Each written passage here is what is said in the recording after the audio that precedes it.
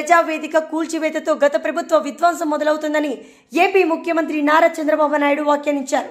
అమరావతిలో జరుగుతున్న కలెక్టర్ల సమావేశంలో మాట్లాడుతూ ఆయన వ్యాఖ్యలు చేశారు.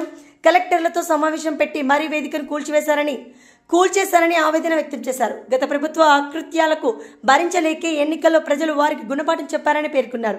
గత 5 ఏళ్లలో వైసీపీ నాయకులు రాష్ట్రంలోని అన్ని రంగాలను దోచుకున్నారని విమర్శించారు. గత ప్రభుత్వంలో చూసిన విధ్వంసం, బెదిరింపులు తమ ప్రభుత్వంలో ఉండవని స్పష్టం చేశారు.